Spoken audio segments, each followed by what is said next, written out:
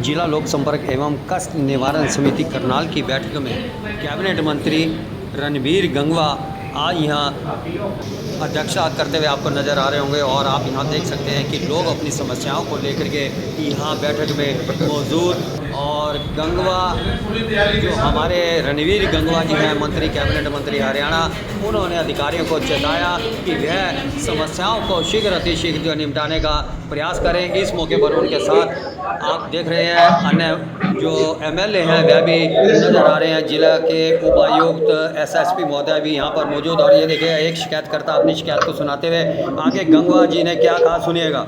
मासिक बैठक हर महीने करते हैं, जिसमें टोटल 14 शिकायतें आई थी।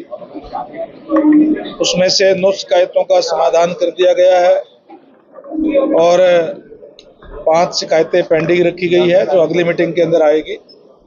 जो भी उसका जांच करके अधिकारी लेकर के आएंगे, उसके आधार पर अगली मीटिंग के अंदर उसका समाधान किया जाएगा। हम ये मीटिंगें पब्लिक से शिकायत लेकर के जो डीसी साहब के पास आती है या कोई हमारे जनप्रतिनिधियों के पास आती है, इस तरीके की शिकायतें उसको कष्ट निवारण समिति के अंदर रखा जाता है और उसका हमारा महीने समाधान करने का काम करते हैं। सारे हमारे अधिकारीगण भी इसमें उपस्थित रहते हैं। आज भारतीय जनता पार्टी की सरकार प्रदेश के अंदर है और भारतीय जनता पार्टी की सरकार लगातार जो हमने लोगों से वायदे किए, जो हमारे संकल्प पत्र में है, लगातार पूरे करने का काम कर रहे हैं।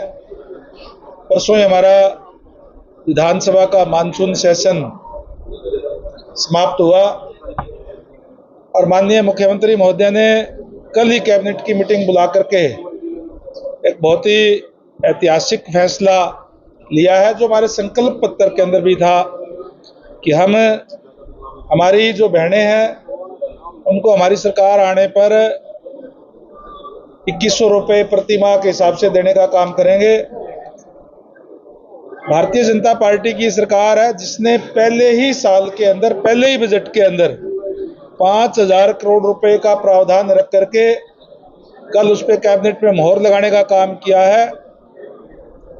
और जो पंडित दीनदयाल उपाध्याय की जयंती होती है 25 सितंबर को, 25 सितंबर से हमारी जो बहनें हैं उनको 2100 रुपये प्रति माह के हिसाब से सीधे उनके खाते के अंदर मिलना शुरू हो जाएंगे।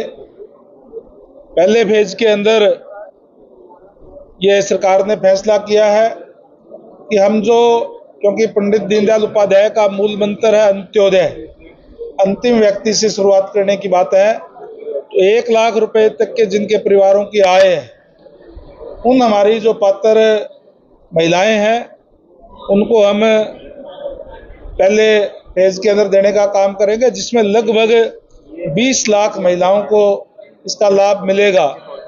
और उसके बाद में फिर 1,80,000 और उसके बाद में फिर उससे ऊपर इनकम वाली महिलाओं को अलग अलग फेज के अंदर हम करने का काम करेंगे।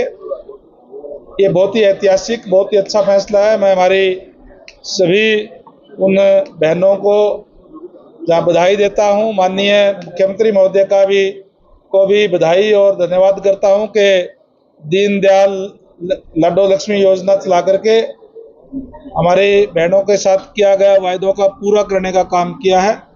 इसके साथ साथ अंत्योदय पर कार्य करते हुए, जैसे मैंने कहा कि भारतीय जनता पार्टी की सरकार है, सबके लिए ये कार्य करती है।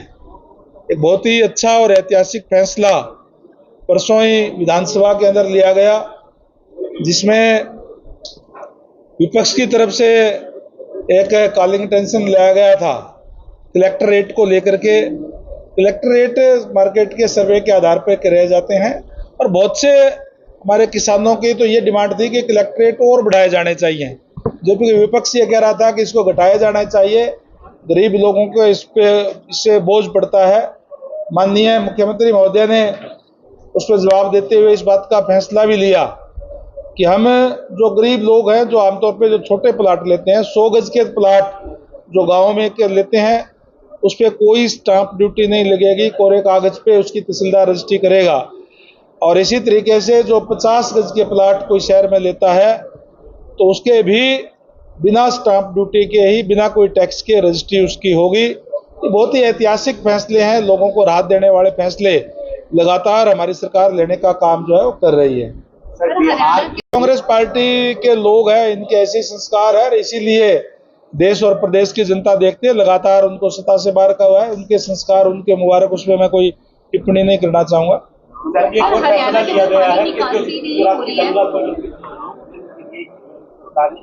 बहुत ही ऐतिहासिक फैसला ये है, मैं कहूंगा कि हमारी सरकार ले रही है कि जिस तरीके से 1984 के अंदर जो दंगे हुए और जिसके अंदर जो सिख परिवारों के साथ जिस तरीके से उस समय में जो घटना घटी, उसके जो पीड़ित परिवार हैं उनके सहमति के हिसाब से जो 141 थे, मेरे ख्याल से 141 परिवार, 121 परिवार, उनको उनकी सहमति के आधार पर एक एक लोगों को, उनको परिवार को नौकरी जो है वो दी जाएगी। बहुत ही अच्छा और ऐतिहासिक फैसला ये है। देखिए, हमारे, जैसे मैंने पहले कहा कि भारतीय जनता पार्टी की सरकार है, ये हर किसी का ध्यान रखती है।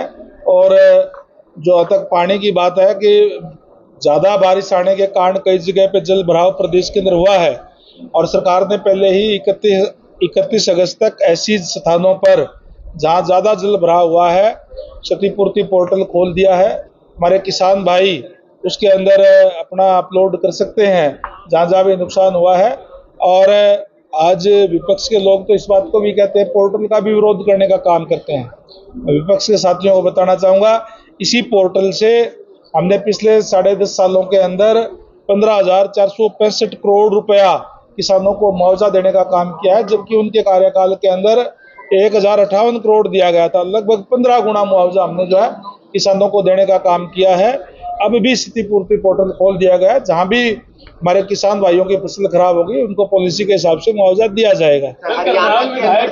में गड्ढे भर दिए जाएंगे तो उस पर क्या स्टेटस है? देखिए, हम पिछले विधानसभा के अंदर माननीय मुख्यमंत्री महोदय की तरफ से इस बात का आश्वासन दिलाया गया था कि हम जून माह तक पूरे प्रदेश के अंदर गड्ढे भरने का काम करेंगे।